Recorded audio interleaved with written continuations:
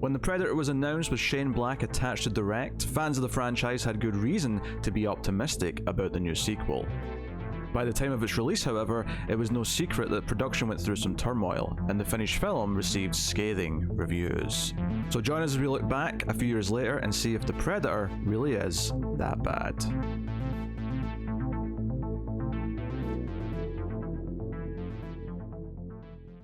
Welcome everyone to the Atomic Cinema Experiment. I am Peter and I'm joined as always by Tara. Greetings, citizens. Tara was out walking her dog earlier and I pulled up, got out of a vehicle. Something clearly just happened with the dog and I seen that was obviously cut out of the movie, and I said, "We need you, Dr. Tara." I'm making fun of a scene in the movie, just in case this isn't clear. I need you, Olivia Munn. Come with us to a top secret research center. We are here today to not finish, because it just so happens there's a new entry to do next episode with a brand new release that we're looking forward to, but we're here to finish the movie so far in the Predator franchise. We started working through these, let's say about October-ish, it's been about, something like that. But we've done Predator, Predator 2, AVP, AVP Requiem, and we did Predators, and now we're doing The Predator. So go find all those old episodes if you want our extended thoughts on all them. The highs and the lows and the lows. And then we'll see where this one shapes up. And I feel like if you've seen the movie or know its reputation, you've probably got a good indication of where this might go.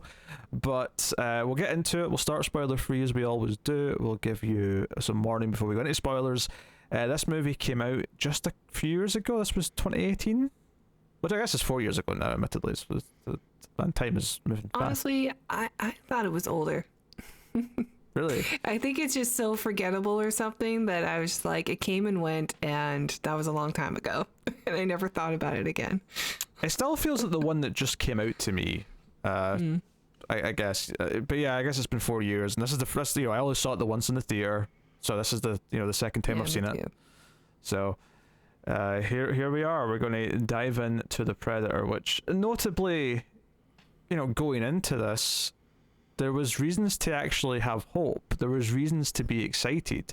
Shane Black was going to direct it, and Fresh off The Nice Guys too.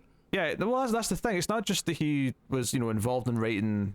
Why was he involved in writing the first one? I don't think he was just in it, but he was an actor in the first movie, and he had a very successful career writing movies. He wrote the first Lethal Weapon movie. He wrote Long Kiss Goodnight, Last Boy Scout, bunch of different things over the years. And then he started directing, and he did Kiss Kiss Bang Bang. He did The Nice Guys, and The Nice Guys is a great movie. So good. So there was a lot of reasons when this was, announced that this was happening. There was a lot of reasons to be excited that, finally, the fourth Predator movie is going to be back on track. It's going to be something exciting and interesting, and that mundanity of Predators is going to be a memory, nothing but a memory. And we can go into something special. And then we all saw the movie. And this movie was plagued with reshoots. The entire third act was changed. There's photos online of the original, not of the movie, but of them shooting some of the stuff that was in the original ending, which involved tanks and some other things. I'll go when we're in spoilers, and I can sort of spoil some things. I'll tell you a bit more about them. I haven't seen anything from that, so I'd be curious to know. So they made them reshoot the last third of the movie. The movie was heavily edited. You can sort of tell that when you're watching it. We'll talk about that, I think, when we're going through specific moments. And then it comes out, and even if you want to blame the studio and you say, Fox bastardized this and made them chop it to bits, and that is definitely partially true. But it might be true because the movie was already bad and they were trying to do something to save it or whatever. Because some of the concepts, story-wise, are just not that good either. And I feel like that's something else we're going to talk about when we get into the movie. So it might seem redundant to ask this question, given that, it's very clear that we both think this is not good. But I will ask the question, and I'll save the premise for after, because it's a bit. Honestly, it's a very convoluted premise for a Predator movie, which is supposed to be quite simple. But Tara, how do you feel about the Predator? And I suppose the thing I'll tack onto that is, has it changed in any way with this viewing versus the original viewing? It has not. I was super psyched about going in to see the Predator when Shane Black was announced to go back to it, as you were saying. I love The Nice Guys. I saw it many times in the theater. I bought the Blu-ray, and I was just super high on Shane Black. I love Lethal Weapon. Like, who doesn't? It gets copied every 6 months after that film came out. There was some version of Lethal Weapon that was coming out. Why wouldn't you Still gets copied. Why wouldn't you copy it? It's got Busey in it. Exactly. So does this movie, actually. Well, yeah, he's playing the son of Busey, the other Busey, who was in Predator 2. He's the son of that character? Yeah, he's got the same name as Keys. I didn't notice. If you had asked me what's Gary Busey's character's name in Predator 2, I don't know. He's Gary Busey. Well, no, if you just said what's his name in Predator 2, I could never tell you. But when I hear it, the bell dings, and he says Keys, and I'm like, oh, that was So he's playing the son of Gary Busey's character in Predator 2. Yeah, and I was like really into like YouTube movie channels that did like the news, like Collider and stuff at that time. So I was really like, I was getting all the news updates about the Predator filming, and all the complications that were coming from that. And boy, it is just it was so disappointing at the theater. I will say the change that I had watching it this time is that it wasn't disappointing, because I already knew that it's not very good. And let me tell you, I think Sterling K. Brown is like the best actor working today. I love Sterling K. Brown. Like, he needs to be accelerated into superstardom, because I think he's just so magnetic and like commands your attention every time he's on screen. You can't take your eyes off of him. But I think his character's kind of shit in this, but like, I still don't think that he doesn't have those qualities. I think he still like does command your attention. I just think like everybody in this movie is so quirky that it's just kind of annoying. Like, you just start noticing like, okay, so he's got this thing, like he's always chewing gum and he kind of laughs like Woody the Woodpecker. Everybody in this movie has some sort of weird quirk that they always have to do every time they're on screen, and it's like everybody's too Shane Black. It's too much. I also really like Keegan-Michael Key. I think he's a hilarious person and actor. Normally, I think he's so annoying in this. I think all the characters from like the bus scene are terrible, with the exception of maybe one guy who's all right, but like or maybe two of them are okay, honestly. But like the rest of them are just so try hard to be quippy and quirky, and it's annoying. It's not funny. Yeah, you touched on a lot there. I think Sterling K. Brown's a good actor. I think he's terrible in this. It's not necessarily his fault per se. I think most people are terrible in this. There's only the comedy in this is. This was the thing that stuck out to me from the first viewing to this, is that when I saw it the first time, I really wanted to try and like find the good in it. Like, I really wanted to give it some benefit of the doubt, look for what I like in it, and so I'd recognize the Shane Black parts of the movie and appreciate what I could find. I think the comedy, almost as a result, I was kind of just like, I don't know what happened the first time, because clearly I remember some of the jokes and stuff as they were coming up, but I did not remember like the comedy being as bad as it was. When I watched it this time, the comedy was like cringy at times. It was very try hard. That's a very good phrase to use with a lot of it. I do think Thomas Jane is probably one of the few people in this who comes out looking like he still has talent, because he actually does deliver a couple of funny lines. No, he does. I could not stand him in this. No, his character was so bad. No, his character isn't good most of the time, but he's the only one who has some jokes that kind of land. No one else does. No one. No, I think there are some jokes that did make me laugh, and I watched it. I watched it twice. I watched it yesterday, and I had time, so I put it on again today. Because you're a masochist. While I was like cooking and stuff, so way paying attention. And some of the jokes did make me laugh, and they were usually made by people who like weren't any of the main characters. the little Shane Black-isms like in the background stuff did make me laugh, but the people on the bus like consistently did not make me laugh. And it just, to me, it felt like, here's your quirky character, go very over the top with it and improv. And I don't like improv in movies because you can always tell, and I think you can tell in this one. Yeah, no, Thomas Jane has a couple of funny lines, like, and it is just a couple. Like, I want to make that clear. I'm saying he's got a couple of funny lines, and a lot of lines are not good. So, but that's basically it. I did not really like a lot of these characters. They are very try hard, and they're all going for this quirky thing. And I think, usually the benefit of that is you try to build a ragtag group of main characters who are likable. And I found this group to be hard to like. Like, the first time you meet them, they're presented in such this weird way where it's all these kooky characters on this prison bus, because they're all like either vets or people who... They're all like Section 8, right? They're all people who are, things have happened to them. They're all military that are being taken to a hospital for something. Yeah, they've all had some sort of trauma that's made them, at least in the government's untrustworthy opinion, they're all, because obviously the main guy McKenna, they're basically just lying about him because they don't want him to tell the truth about what happened, but which makes you maybe question some of the other ones as well if you want to. But right from the get-go, like, as soon as they start like fighting back the guards and start to go off on their own to advance the plot into the movie, I sort of went, yeah, okay, we know the main guy's like not really supposed to be here, and they're pretending and just saying that he's crazy or whatever, but the rest of these guys were actually supposed to be here as far as we know. Like, maybe we shouldn't be freeing them from this. It's a little One Flew Over the Cuckoo's Nest. Yeah. But like... But they're all given like assault rifles and stuff. Yeah, it's a bit weird. I have a hard time kind of getting into the characters.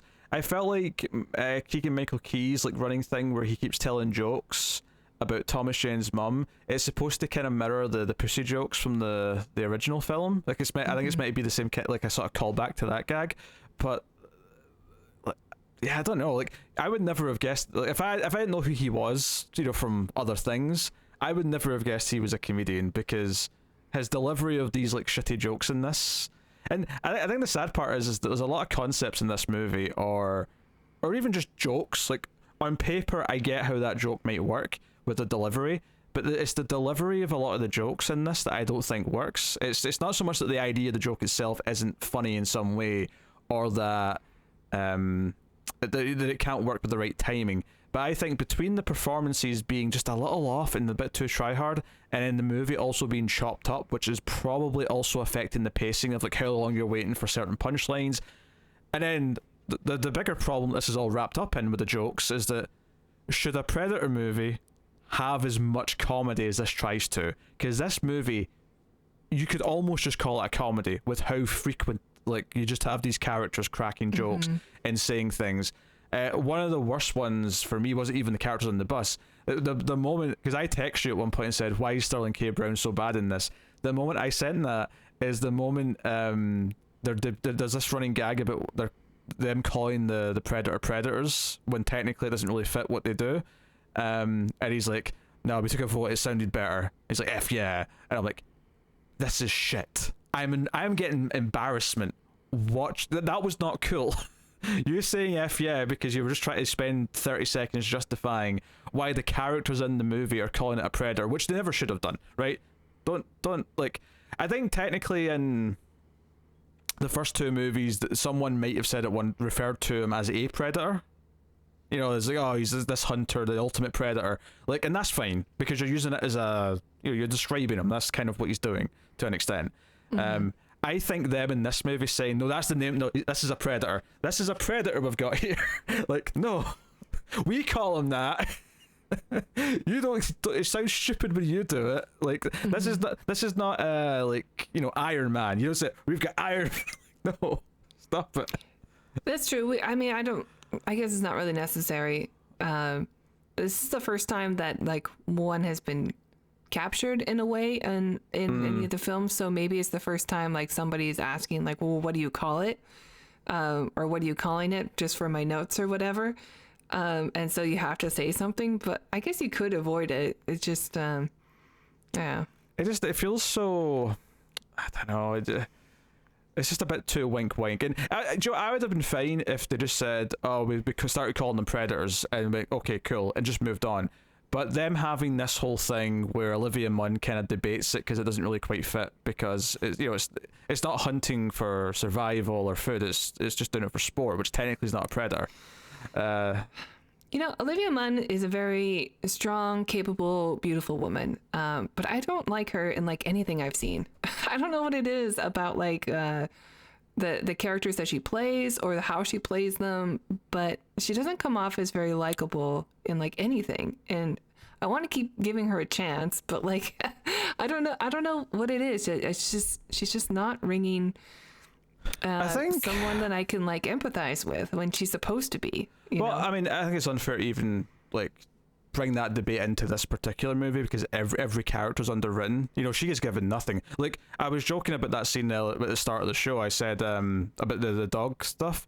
Like her I remember what happened with that. Her introduction in this movie. Now, admittedly, there's a reason for it that was like understandable in this case, but basically, she shot a scene where she's at a park, with a dog, and the scene involved this other character coming up and talking to her, some guy at the park.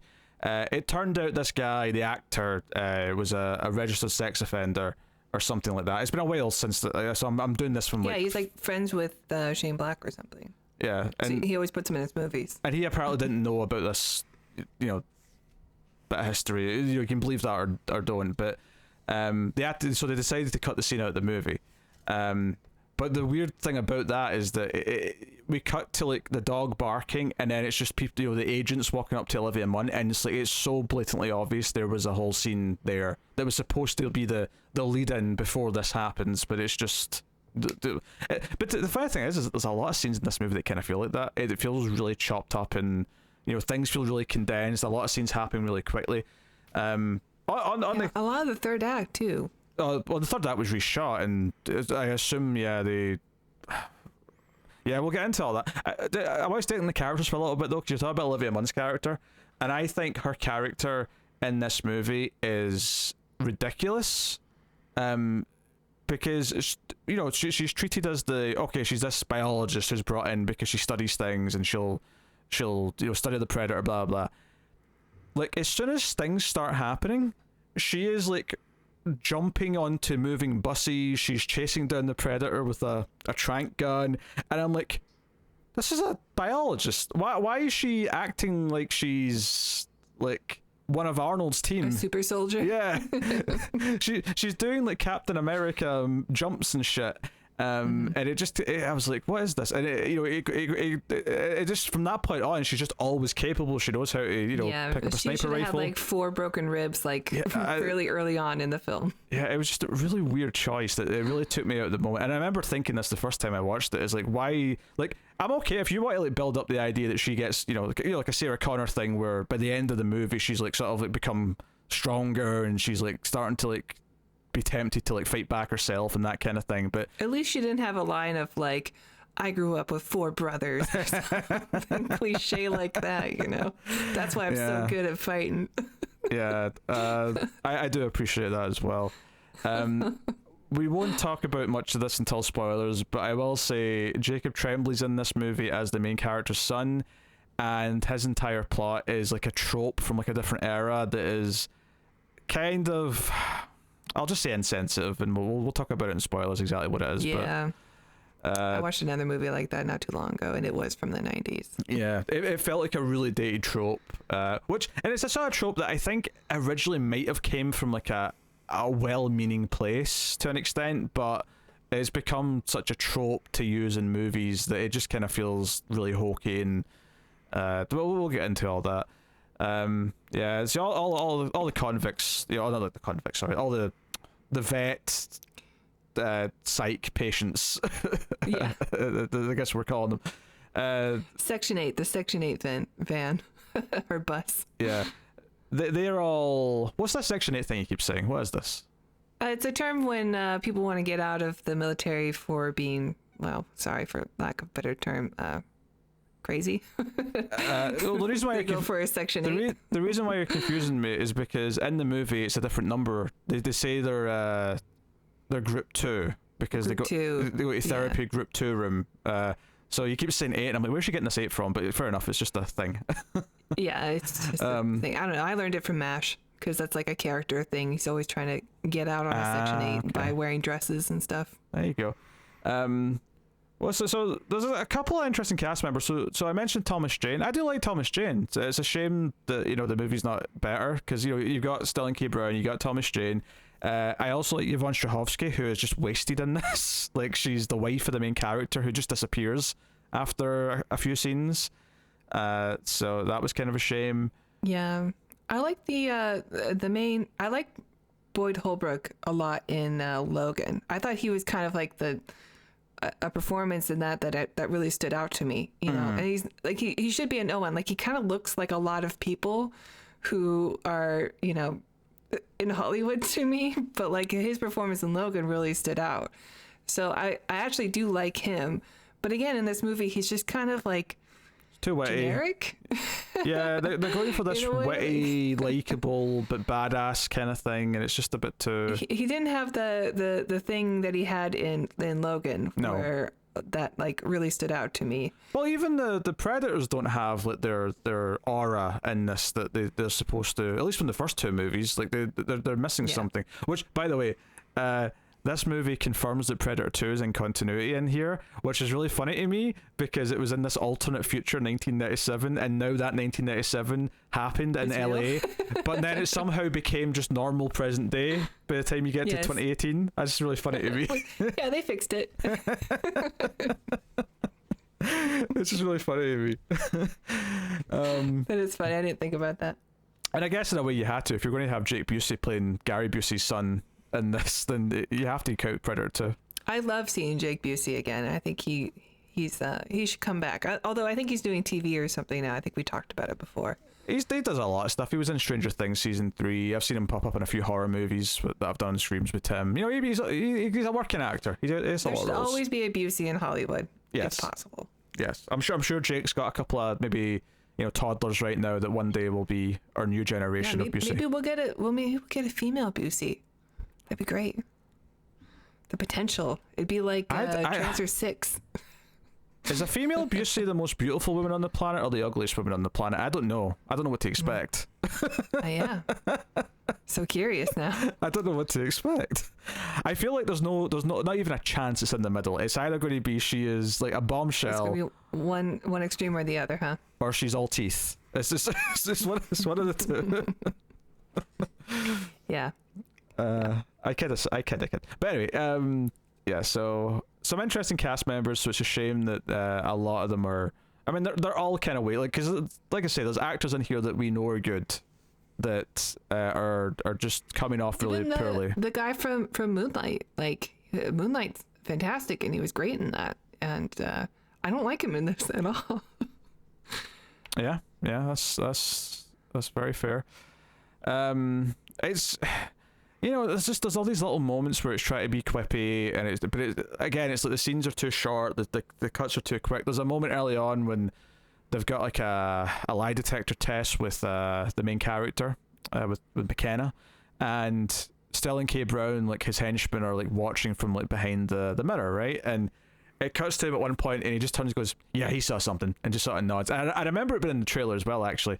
But the way he just kind of says it quickly, it's meant to be like this, funny end to the scene where they just, like, I don't know, there's so many things in this that fall flat, and this is before you get to some of maybe the problematic elements. It's before you get to the awkward editing that makes some things really obscure. I think one thing we can talk about in spoiler free is that there is, in addition to a regular Predator, there is a bigger Predator, the Uber Predator, if you will. And the big problem with this, right, obviously when we get to the spoilers, we can talk about what they do conceptually with it, where the story goes with it, all that stuff. But the biggest problem with this, honestly, is that you took the Predator, which is a famous monster movie character that is achieved via makeup and great prosthetics and a suit, and has always looked great, even in the bad movies, has always looked great on camera. And you replace him with one that's 11 foot tall and has to be completely CGI. And the entire every time this thing's on screen moving around, there's this just CG jankiness to how he moves and how he looks. And it just robs like the presence that the Predator normally has. And it's a big huge mistake. I don't even know what, like, replacing it with a CGI Predator. I just don't understand why they thought that was an idea. And they have a guy in a suit. Yeah, the regular size one, yeah. Most of it, and then like they're like, nah, just kidding. You're going to get this one now. Yeah. Like, oh, come on. So disappointing. So disappointing. Yeah. Yeah, and there's a lot of things it does with it. Tries to like take Predator lore into a new place, and I don't necessarily think all of the ideas are bad, but the way it handles them are pretty rough. So we'll get into all that when we get deep into the spoilers, but I figured it was worth mentioning just in passing here. Yeah, it's just too much. It's too funny. I think that, you know, I like Shane Black's humor a lot. I think it works well in most of his other films, but I think this is just trying too much to be funny all the time. Like with every character has to have a funny moment, and it would work so much better if it was just like sprinkled in, you know, just little things that maybe on another viewing you'll notice stuff in the background. You're like, oh, that's funny. And also, there's no Christmas. What the hell? That's true. Halloween? It's Halloween. I know, Shane Black. Halloween.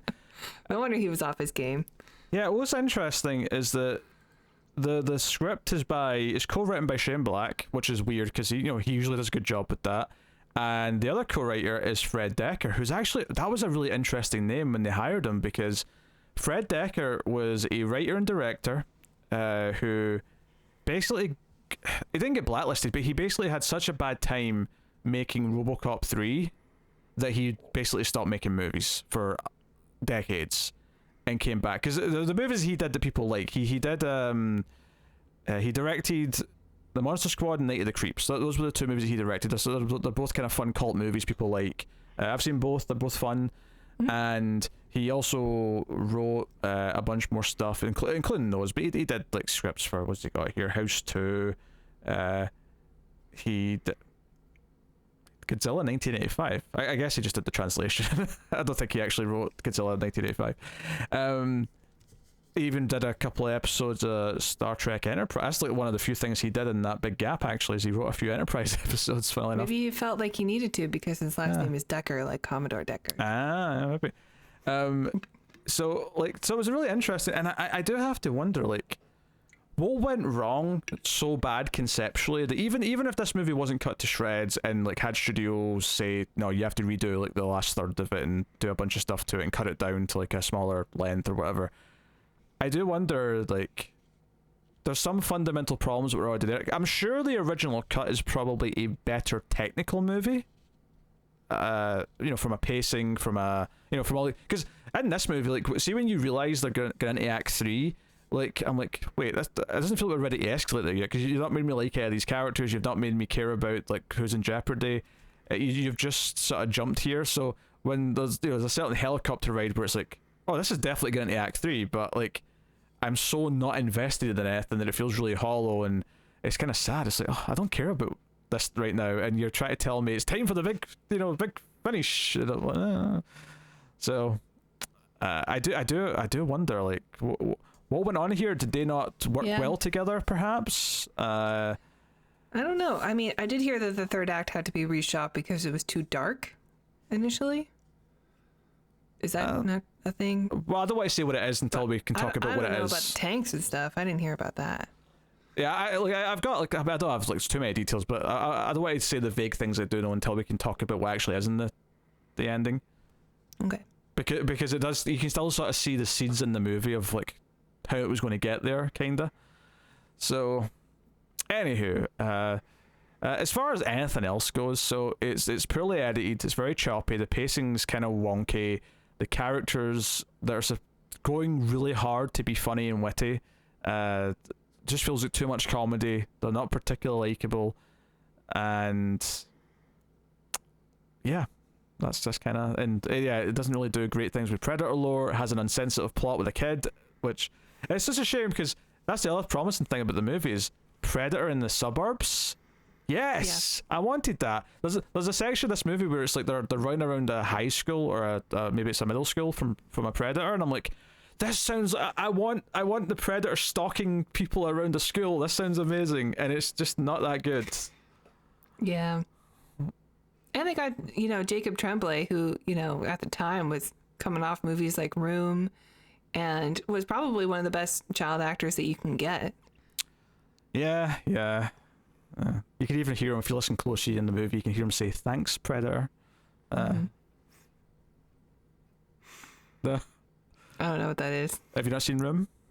Oh, I have, but it was a long time ago when it came out. he used to say thanks and good night to like all the objects in the room. Oh, okay, yeah. That was his thing. I just remember when he won an award. I don't know if it was an Oscar or something else, but someone like captioned it with him like walking up to get his award as saying, "Thanks stage, thanks mic stand, thanks." Like just thanking everything around him. Cute. Yeah. All right, well, I'll give the spoiler warning then we can start working through the movie because there's a lot to talk about. There's a lot of interesting decisions that were made in this that I think are worth delving into. Honestly, the first problem with the movie, and this is something that I really have to bring up when we discuss a film, but the title card for the movie, when it says the title of the movie, just it's a plain white font, which is fine. There's nothing wrong with that. But the Earth's in the background, so you can't actually read all of it clearly. The white of the Earth like obscures some of the letters, and I'm like, you couldn't have put like a drop shadow on the font, or put the title up when it was just aiming at space, so it was a black background. It was a choice, I guess. I just like make your text readable. Like, there's very few movies that make this mistake. The only other example I can think of in recent times was that first Suicide Squad movie.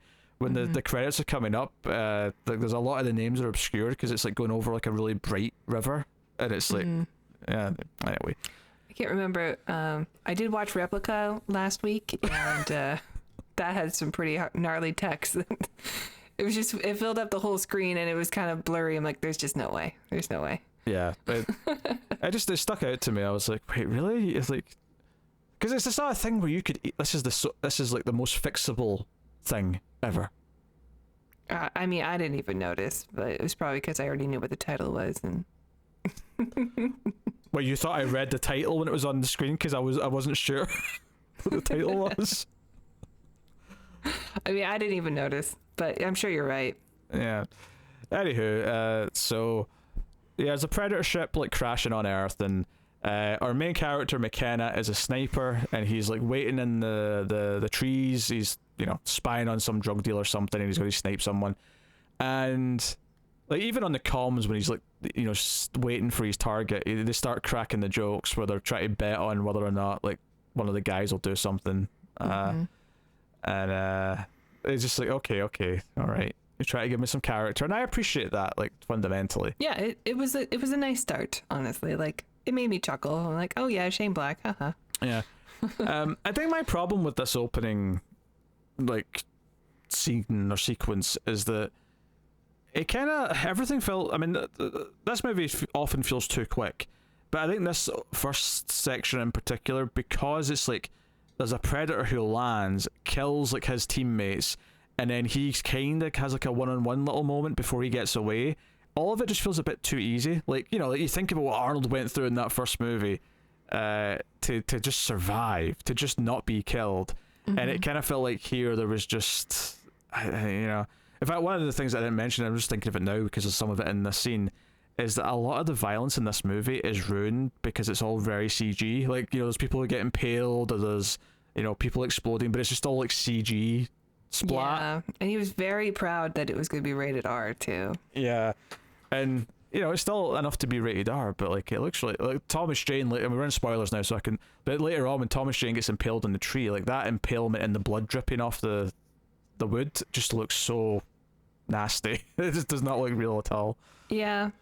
This opening scene, the thing that made me like rewind it actually was when you see the ship like landing at first onto Earth, it's going like towards the sun through a sunset, and then the next time you see it, it's crashing where he's like under the cover of night, and it's night. And so I'm like, how long has this ship been falling? And like, is it a second ship crash? Like, did I miss something? Because it looked like it was just two different, like completely different parts of the planet that were that were not in the same time zone. It was a slow, sustained drift. But also he's like going towards the sunset, and I was very confused by the whole by the ship falling. He does the mechanics of that. Yeah, the character later on confirms that this was in Mexico, I think. So that's where in the world it's happening. So if that helps, it probably doesn't. It probably makes it worse. But yeah. no, that's fair. That's fair. And yeah, because basically they find the ship crashes, and like him and his buddy are there, and he's like, you know, no one's going to believe this, so I'm going to like take those, like, with a predator mask is there, the gauntlets there, and he puts it in his bag and he takes it off. And the setup for this movie is relatively complex for a predator movie, because part of the plot of this is that he posts it to, I mean, it's supposed to be a PO box, but they mess it up and send it just to his wife and son's house. And it's, Jacob Tremblay ends up with this predator mask and like, gauntlet that fires a laser beam.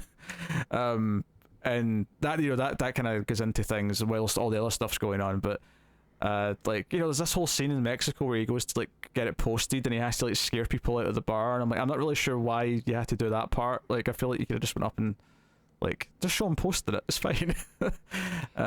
Yeah. But the ball that turns the cloaking on, like, he uses that and then he swallows it. It's a pretty big ball to swallow, to be honest. It looked quite chunky. Yeah. He had some tequila to help. Yeah. But that's that's and also dangerous. Yeah, I don't know. Like, maybe this is the only thing the ball does, but like, how do you know if you swallow it doesn't just make you invisible all the time? That would be tricky. Also, yeah, when it first pops out the gauntlet thing, I thought, how do you know that's not like a little explosive? That could be like a mini grenade. Also, you kind of want to like get out of here and be undetected. Like, why not just use it and like escape? Yeah, because he literally, for people who are looking for you. Yeah, he literally Batman's out of the scene using it, because the bartender turns round and he's gone, and then he taps him on the shoulder and reveals where he is. But like, this literally worked. You could just be walking around invisible, you tit. Yeah. And it's one of these weird things where, yeah, like when you talk about like future, more Predator movies when you've only had the first two for so long, right? Or I know you get the AVPs, but ignore them. It's like, shh, they don't exist. It's like, oh yeah, and they kind of did this with Lawrence Fishburne in Predators as well. But in both cases, it's been kind of like meh. It's like, oh, what if a human gets their hands on some of this tech and is able to use it? And both times like they've done it, it's been kind of like, oh, this is just kind of like they're not using it in interesting ways. Like, the way you want to see it used is you want to see it used against a predator. Like, imagine like we get into like a situation where it's like Arnold versus the Predator again, right? Where it's one-on-one Rambo style, and then the hero manages to get a hold of the tech and like goes invisible, and the predator's not expecting it, and then he gets to stalk the predator, like, whoever it may be, the hero in that movie. Make it a real fair fight rather than hunt. Like, you want to see it used to be turn the tables, but instead it's just used here for like, like, it's just here, and then it's used towards the end where he kind of like surprises someone, and that's kind of it. Like, it's never used really against the predator in any way, which is, it sucks. And then at the end of the movie, which we're going to save till the end, but that tries to get us excited about more Predator tech. Some sequel bait at the end there. Oh yeah. Which I had completely forgotten about that scene. Me too, actually. To the point where I had the same thoughts the first time that I saw it, where I thought I was about to get a cameo from someone, and instead it was. Me too. I went through the same thing. I'm like, oh, it's going to be a cameo or something, and then we get this tease for a sequel that never, even in the theater, ever. I was like, well, that's not going to happen. Well, yeah, because by the time it came out, it was already like torn to shreds, and everyone was saying it was a disaster, and it was like, well, this is clearly not getting any sort of sequel. Yeah. Prey does not count as a sequel to this. This is Prey is like a redo. This is a reboot, effectively. Yeah. So well, we'll see. It comes out in just a couple of days. Don't date when we record this. I said a couple. As far as they know, this is exactly when it arrived on YouTube and the podcast feed. Anyway. Coming out next, guys. So he gets picked up by the military guys, by the secret organization that looks for the Predator, the same one that Gary Busey was like working for. Now it's Sterling K. Brown who's in charge. So they're doing that, and they go get Olivia Munn in the scene we mentioned, and she's taken to them. Now here's a good example of what I said earlier of like, I like the concept of like a moment here, but I think it's purely delivered and executed. And I'm not necessarily blaming Olivia Munn for this. I think it's also maybe how she was directed, which is again weird because Shane Black's normally good at this. I don't know what's so off about this movie, but like the moment where she sort of like flips the classic line where she sees the Predator lying on the table and says, "You're one beautiful mother effer." I actually loved that subversion. I actually think that's a really smart little idea to have like someone, a scientist or whoever, like a biologist who's obsessed with finding an alien. Yeah. Who would be excited of seeing an alien saying it that way. I'm like, that's actually a really good idea. But it's kind of that, what's the best way I can, so there's certain lines where like there's a right time to use them, right? There's a right time to build up to them and sort of have them be, and in this case it's not really a joke, but I'm still going to call it a punchline because it's like the payoff line to like a moment. And there's a crescendo, there's like a moment to do it, and then there's a time where it feels like it's just thrown out there and it's uttered in a way at the wrong time where it just kind of lands flat and just feels like it's been glossed over, where you're not really giving it the moment it's supposed to have. Like a famous example that I see get made fun of all the time, this is not really a timing thing, but you remember Indiana Jones and the Kingdom of the Crystal Skull? Not really. I mean, I know I saw it. Right. Well, there's a moment in it where Shia LaBeouf looks up at Harrison Ford and he says, "I thought you were supposed to be a teacher," and Harrison Ford says, "Part-time," right? Like that's his response. If you watch the trailer for that movie, he says it kind of like what I just did, right? In his Harrison Ford way. But for some reason they use a different take in the movie. They went with an alternate take where he says the exact same line, but he sort of goes, "Part-time." He sort of says it in this really weird cadence. And it just completely makes like a kind of a cool line where I'm just a part-time teacher turns into this weird like, that was comedy, a line. Yeah. That was a line in the script that you're belting out in some sort of weird way. And it's not the exact same thing, but it's just an example I'm giving of like even the exact same line of dialogue, if you just say it slightly differently, just doesn't sound quite right. Like for example here, there should have really been a good couple of seconds of her staring at the Predator in awe before she said it. Or like maybe make some comments about like his biology or something, like the mandibles, or because there's no like the and when I say build up, I mean like the same shot. Like have the shot linger on her face looking at the Predator for a good few seconds before she finally says the line. But the scene's cutting like erratically from her to Sterling K. Brown to Jake Busey. It's just jumping around constantly because they're all spouting exposition. That's the other problem with this, is that there's a couple of okay ideas in what they're trying to do in the movie, but everything's told to us just through characters explaining it like over and over again. It's not even things they know for sure. There's some cool ideas that Sterling K. Brown just kind of comes out with at one point, but it's like, you're just telling me this is not interesting. We'll get into it as we get to the moment. I need to open the door for the cat. What's your thoughts on the early Olivia Munn stuff? Okay, yeah. I agree.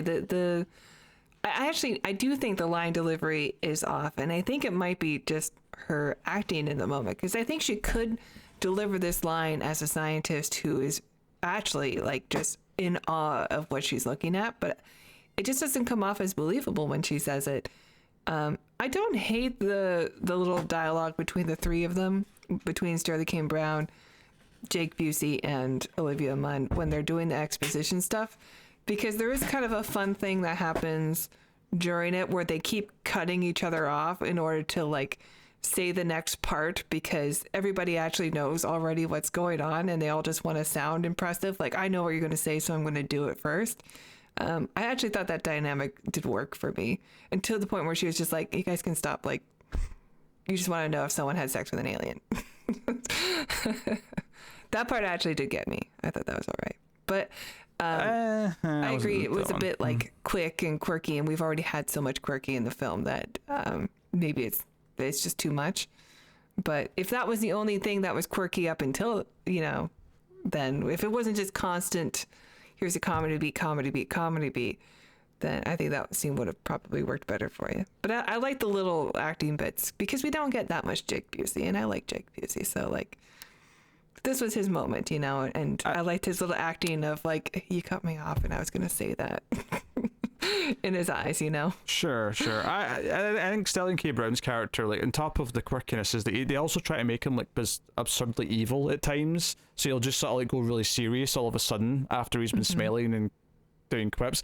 And it feels like a really, again, this word again, try hard attempt to create this character who you're scared of because he's, like, funny, and then he'll turn it, the drop of a hat. It's just like, it's not really working. Yeah, I mean, he is a really charismatic guy, and, like, he could have had, like, one thing, but instead he had, like, multiple things where he was a quick talker and very quippy, and he had, like, this gum chewing thing he always did, and then on top of that he had a laugh that was like Woody the Woodpecker, the but then there's also the shifting between the jokey version of his character and then the ultra serious. I'm crazy. Yeah. Yeah. It was just too much. Like he maybe he is like the little microcosm of the whole. Yeah, the whole movie. Yeah, you can almost just too much in it. You can almost just describe every problem with the whole movie just through his character. Yeah. He's not CGI at any point, I don't think. That's true. Yeah. He's mostly a man in a suit. But regular, like, man suit, not in a Sterling K. Brown suit. Not a Predator suit. Maybe there's a tiny alien who's just living in a Sterling K. Brown suit. So we introduced the characters in the bus. I mean, we already kind of talked about them and how we feel about them for the most part. There's not really much I like on the bus between these characters. Again, everything just feels like they're trying really, really hard to make them quirky and likable, but they honestly come off as kind of annoying. And not even in like when I say they're unlikable, they're not unlikable in a way that they're too like mundane or dark or dour. It's actually just kind of this sad thing where they're trying really hard to be likable, but they're just not. Yeah. But it's a shame. But they're near where their research base is because it turns out, that must be next to where they were questioning them, where the bus is going or leaving from. I think it's where it's arriving, actually. I think it's where it's arriving, because they're coming in. And of course, when the Predator they've got sedated, right, wakes up, he just, like, he bites into a guy's arm, he gets up, he starts throwing people around and hitting them. I like the moment that he actually bites into a person, because I don't think we've ever seen that before. I'm like, oh yeah, the mandible's in use. All right. In that moment, because he's tied down, yeah, that's okay. There's a moment later on, though, with the big one in the forest that I hate, because it wasn't a Predator kill, it was an alien kill, where he just grabs someone up and bites their head off. Not that an alien, a xenomorph, would bite a head off, per se, but in the way that it's just like picking someone up and like biting them, or, quick kill. It's like, this is not how a Predator hunts. This is not how a Predator kills. It's just an alien, or not alien, it's like an alien mixed with a lion at that point, or something, or like a shark. It's just a creature instead of a hunter.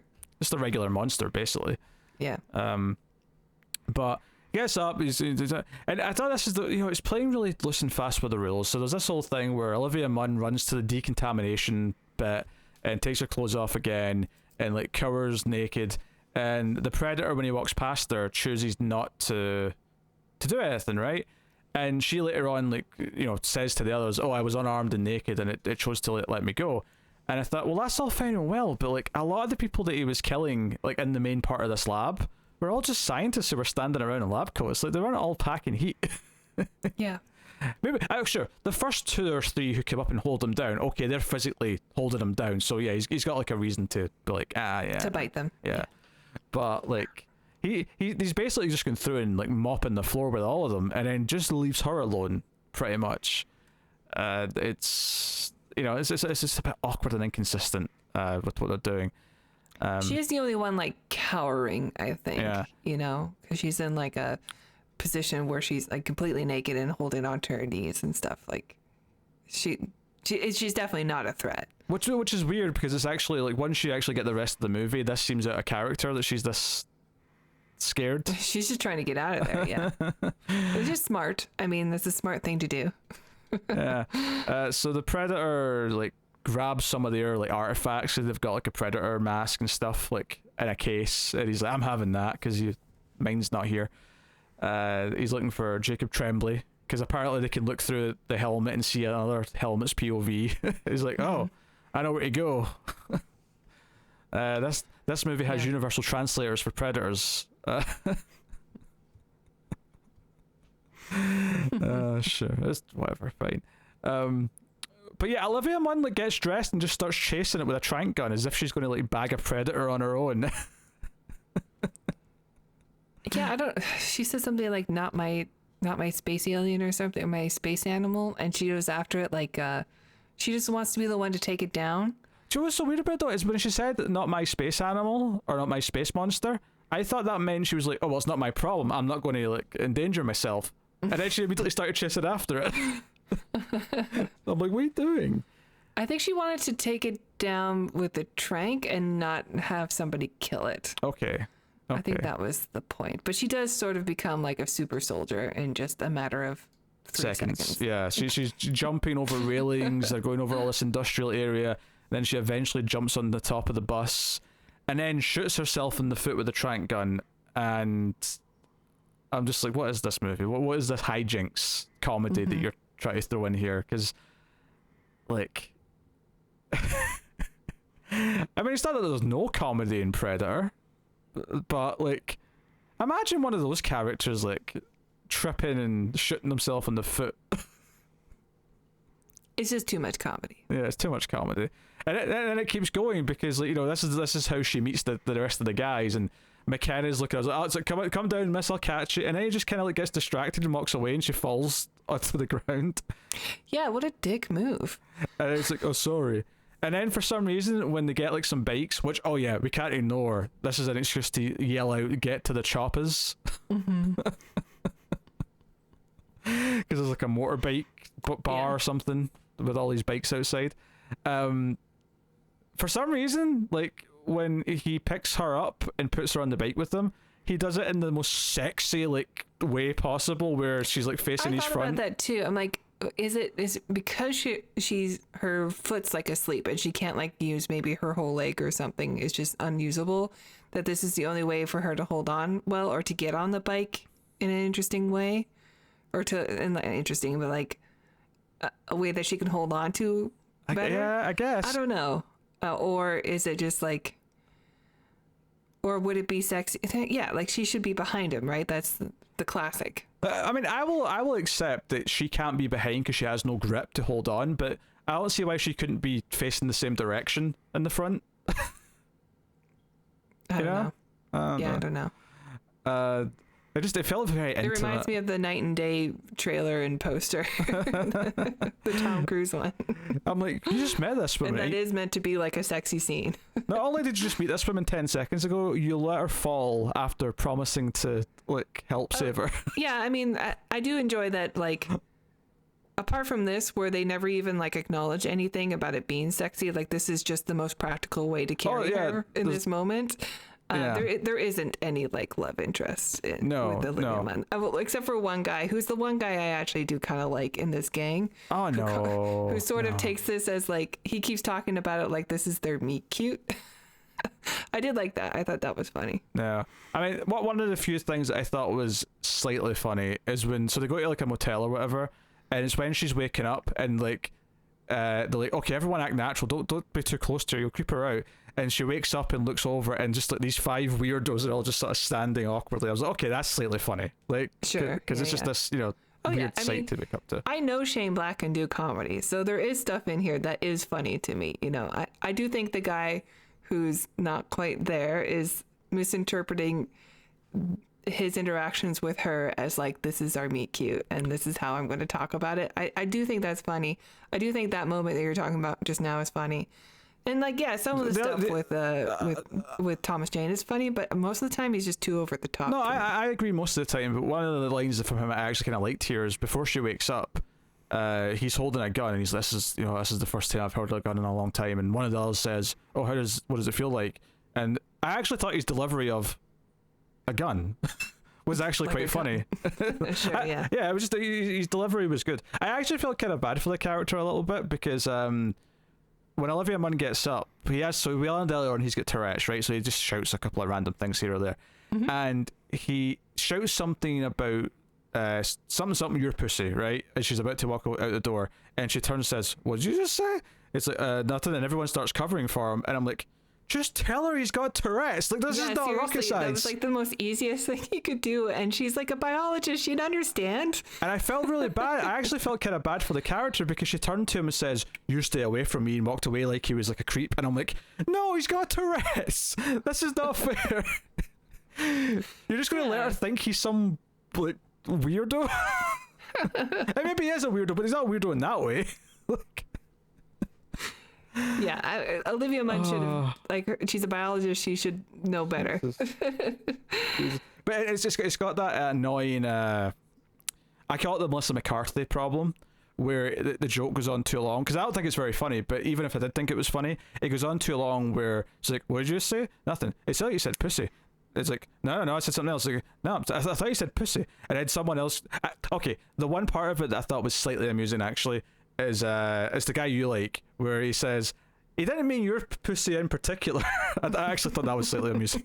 But yeah, well, I thought that guy was okay because he doesn't really have too much of a character that's like, even him and Alfie Allen, whoever he plays, like an Irish guy or something, like they're both kind of neutral. Like they don't really have too much that's annoying that they do.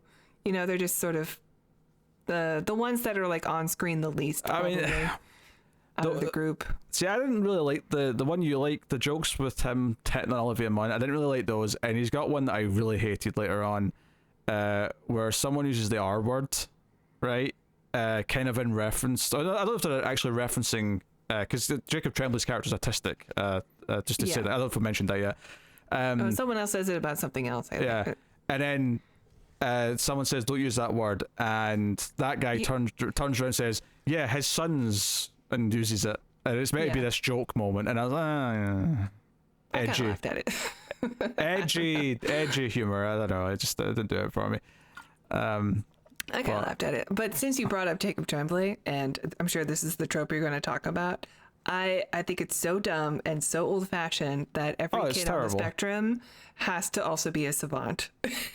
It's so untruthful. It's this idea that, because movies and TV shows have been doing this for a long time, and they kind of stopped doing it. This is kind of a weird thing this movie brought back. It feels really like 90s, you know? Yeah.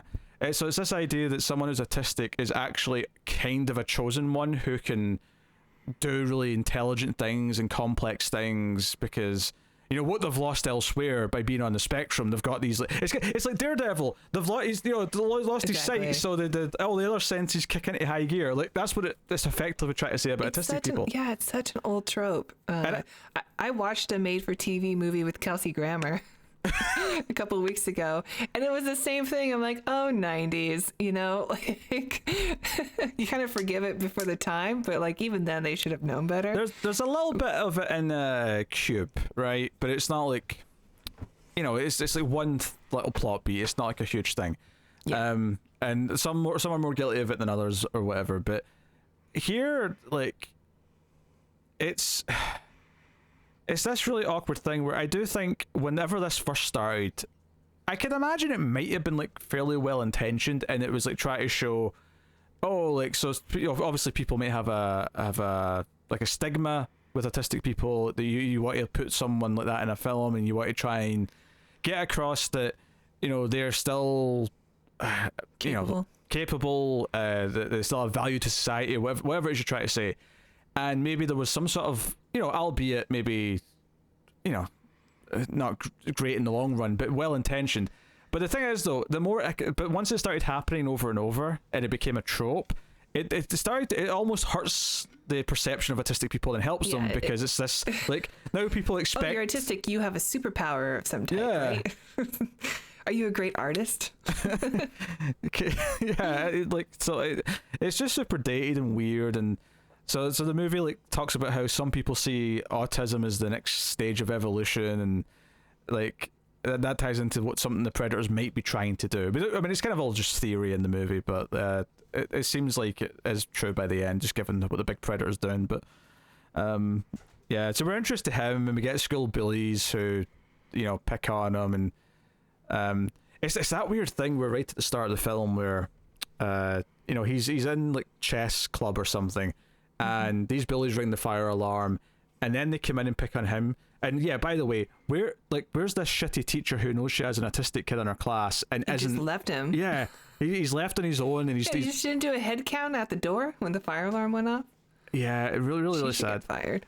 But these two bullies like notice him and come in, and they just start yelling, "I'm in the mood for a tasty Asperger," like over and over again, and yeah, but anyway, they knock over all the chess pieces off of all the boards, and then at the end of the scene, Jacob Tremblay starts picking them up and putting them all back exactly where they were, and it's to show that, see, look, which, yep.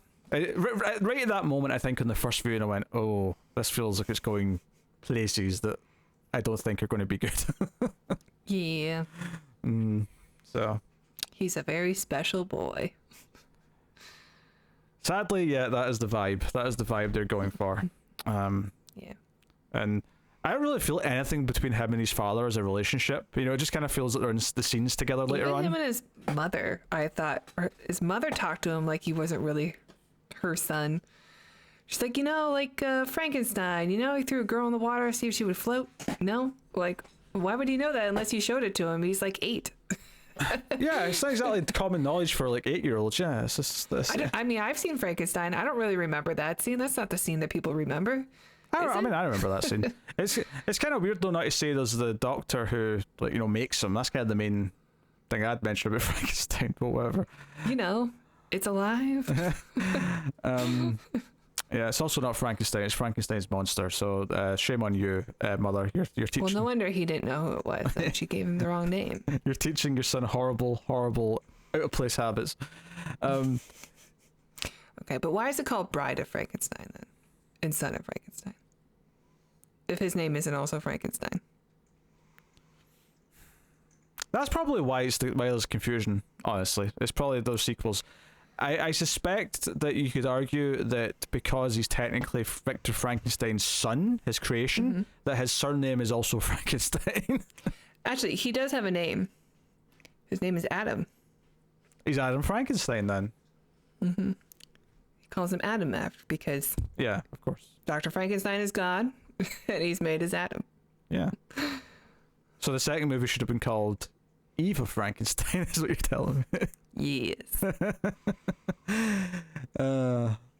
Frankenstein's a much better name than Adam, though. Oh, true. Yes, it's much cooler. So all of this stuff is there throughout the film, and it ties back into like the Predator lore, which we'll get to in a bit. But basically, when they realize that the Predator is looking for his tech that was taken, of course the main character's like, uh-oh, I sent that to my family. So he goes looking for them, and was it just me, or was it weird that Jacob Tremblay was going trick-or-treating on his own without his mother? I felt like he was a bit young for that. Yeah, I guess so. Maybe she's like, yeah, he's got this. Yeah. Some questionable parenting. He's so young, and he has like this sweet voice, and like even if you argue that kids this age do go trick-or-treating on their own, they'll be in groups, and yeah, I'm trying to think like, when did I go trick-or-treating without my mother? Because there was like a short period there, and I definitely went without her when I was like 11 and 12, but I was with at least another friend, at least one other person. But on top of that though, even if you argue that he is old enough technically by average standards, he does have like a specific condition that makes it a little bit different for him to be wandering around on his own. So Yeah. you know, I'm just. And she's probably heard, like, he kind of just tells her, like, I don't want to wear those because people will still recognize me. So she knows that he's being bullied. Yeah, he's scared of someone. Yeah, like, she's an awful mother. Like,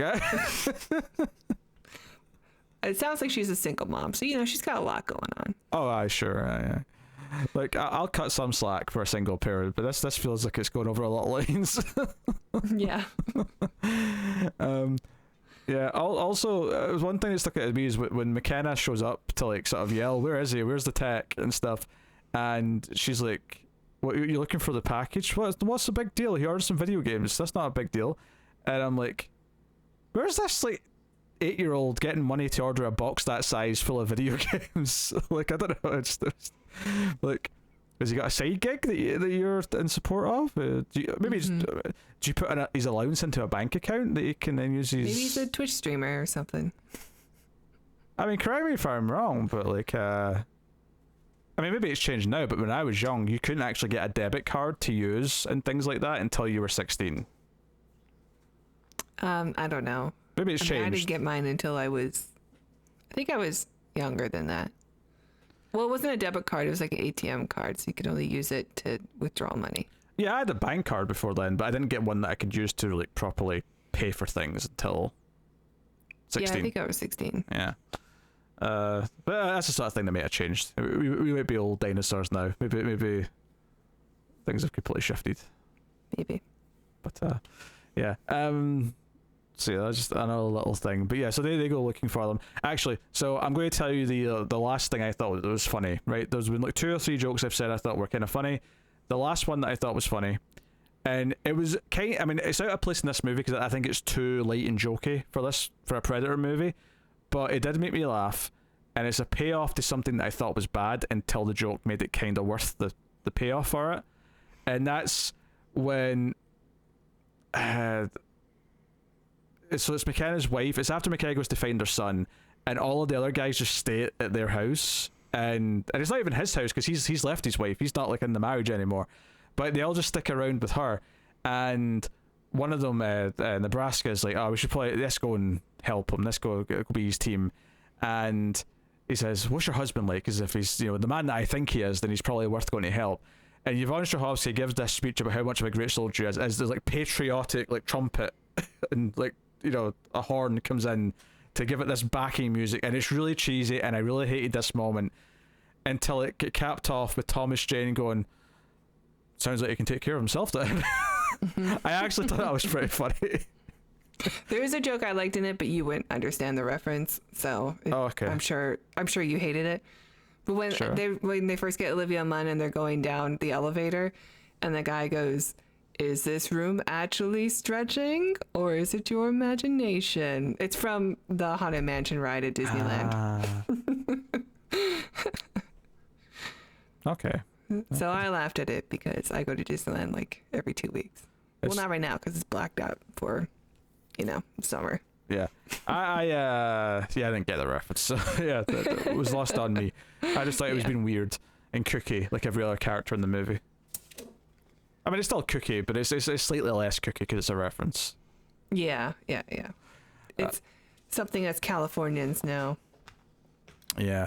So, yeah, I guess this is I mean, there's a bunch of action scenes here, of course, because, like, the Predator's, like, hunting the kid for the mask in that, and, like, there's some scenes, there's some action. They've got, like, a Winnebago now, and... The kid blowing up the guy in the teenager in the house was pretty funny too. Oh yeah, he sets the blaster off. But so there's a bunch of chasing action here. The big Predator shows up and he's got his like, alien dog things, and there's basically a lot going on here. Like all this action stuff's pretty quickly cut. That I remember once it sort of slows down a little bit and. They get to the school and they try to give the Predator his stuff back because that's what he's after. So we get a little bit of stalking around the school, and that's when the big Predator pulls the regular Predator through the window and splits him in half, basically just rips him apart after a bit of a fight. You guys liked having a man in a costume? Well, guess what? Now you Not get anymore. this big uncanny valley CG bastard at this point. Yeah. Who Jerks. goes to Jacob Tremblay's house. This is the last time you see the mum, actually, is because she doesn't die here or anything. She's just kind of like she screams and hides, I guess, and then that's it. We never see her again. that's all it is. Yeah, that's right. And the characters all just run away in the Winnebago after this big thing happens, because the big predator's not really caring about them yet. Later on he cares a bit, because he sort of like researches, and like I say, he goes and does like some detective work at their house and realizes this kid's been translating stuff and he's good with the tech, and he's like, oh, this kid's like a genius. I need to have this kid. I guess this is a good time, before we like talk about the rest of the sequence of events and action, is to talk about what the actual predator lore is supposed to be here. And I don't hate all of it, right? So the idea that this movie is trying to introduce, and I guess Predators was trying to do this as well to an extent, but this is in theory more interesting if it was pulled off better, which would be that, yeah, like not all predators are on the same side, right? The idea that they have their own political disputes, and that the smaller predator, and it makes it kind of weird that he was just murdering people left and right when he woke up, but the smaller predator is actually like an activist who wants to save Earth. It's so silly. I don't necessarily like the activist part, but just the idea that, like, if you think of the idea of like predators having like two political parties, and there's kind of like a civil war going on, and that like fight spills into Earth because there's a predator from either side, like, and they're fighting over something relating to Earth and what they do on Earth. Like, that's kind of interesting. Like, I could get into that, but it goes further than that though, because Stellan K. Brown comes up with the idea that because of climate change, and because we've only maybe got a couple of good generations left in us before it's all done, that's why the predators are visiting more often now, is because they realise that we're on a clock, so they want to get all their hunts in while they can. It's like we're going extinct.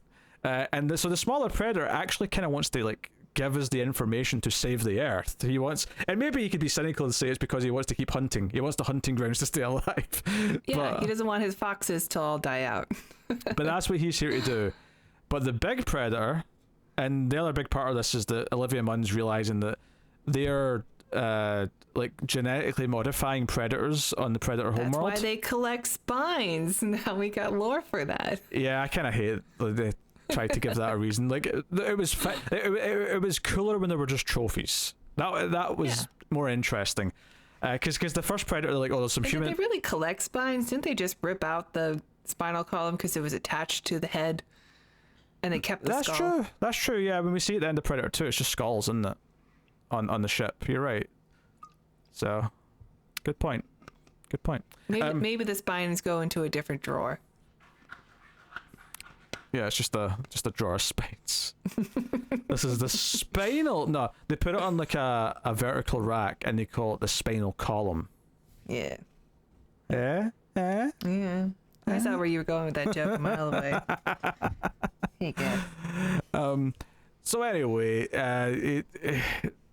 yes. So because of this, that's what Stellan K. Brown suspects, and the reason why the big predator wants the kid is because the bigger predators have just accepted that it's going away to the planet, and they're just trying to like basically preserve and get some of the better DNA specimens. That sweet DNA. And because he's special, they want him, or he wants him. So yeah, because the first predator they mentioned there's some human DNA, and I'm like, wait, did like, I mean, obviously not the one in the first movie because he died and didn't go back with all of his stuff, but the idea that someone hunted an Arnold-like type and won on Earth, and like they sent that DNA back and they've spliced that into some predators. So this is like the Jesse the Body Ventura version of a predator. They got that sweet. I can't think of anyone's name right now. They probably don't have Bill Paxton. I don't think that predator collected Bill Paxton's spine. Maybe they got Busey's though. Maybe they got Busey's, yeah. That's the next stage of evolution. Yeah, because that's what the predator needs: bigger teeth. More teeth behind the mandibles. Yeah. So yeah, So yeah, there's parts of it I don't necessarily hate, but like they wanted to take the kid and the special qualities and all that stuff, and obviously all, and just the way it's told to us, like it's all just Sterling K. Brown telling this to McKenna. You know, it's all just dialogue. It's all just like, see if you gave me a movie where there was two predators who were kind of hunting the humans, but seemed more angry at each other, and it played out slowly, and by the end you start like it's competition or something, because they're still hunting. But but by the end of the movie, you start to get an impression of like, oh, maybe one of them's actually more on our side, and we just didn't realize it until then. Like, if you sort of played that out slowly, that could be kind of intriguing. And the reason why it would be intriguing is because you're starting to sort of see the hints and signs that, you know, what the conflict's really about. But in this movie, it's just, you know, the big predator wins immediately, and then there's just like, you know, here's, you know, 2 minutes of exposition spouted at you with very little, you know, panache or interest. Maybe too much panache. Sorry, Sterling K. Brown. I'm still on your side, but just not in this movie. Yeah, that's the other thing that Olivia Munn, her character ends up being really good at, is when she's like tied up to a chair, she like spins out of it and basically takes on the soldier like she's Black Widow. You know, at the start of Avengers. Totally. It's basically that scene. I'm like, you're a biologist, and this man who was guarding you's a trained, like, you know, soldier or whatever. Yeah. So I don't know, just lots of weird. There was an things. alien dog that he was distracted by, though. Sure. Okay. Yeah. We'll go with that. But it's a very wacky I do think it's scene. funny. I do think it's funny that they keep having Olivia Munn with dogs in this movie, because I don't know if you are familiar, but she's like a big advocate for adoption. Like, if you drive around Los Angeles, you'll see billboards with her and like dogs saying like adopt, don't shop and stuff like that. And they keep putting her with dogs in this movie. So I'm wondering if that was like part of her contract. Okay, but I have to have dogs. Yes. Earth or otherwise. Yeah. Yeah. So the bad guys show up and tie them up and take the kid because they think the kid can lead them to where the big guy's ship is, and so they just kidnap the kid basically. But then the good guys all break out of their restraints. A couple of them went off to fetch a helicopter. They steal it's like a news show's helicopter. It's like a 2-woman hosted show because they're on the side of the helicopter. It's like Beth and Beth or something like that. And they fly that. So this is us getting to Act 3. That's the thing here. We're getting into Act 3. Oh, and I just remembered right. So this is, I'm reminded here because I just remembered this really stupid moment. And this is, I couldn't believe I didn't remember this. This is when the Predator wants a ride in the back of a truck that's been driven by like one of the soldiers, like after the whole thing with the bus and like escaping the base, and he goes into the back of this truck and there's a half dozen guys with guns like sort of sitting in the back of this truck, and the Predator comes on and kills all the ones in the back, just, you know, rips arms off, tears them to shreds, and the driver, who hears a bit of a ruckus but doesn't, you know, hear all the things he should be hearing, because this would be a lot of noise, just kind of like goes, everything okay back there? And the Predator holds a severed arm through the hole going out of the front of the truck with a little thumb up to say, "Hey, okay, buddy," pulls it back.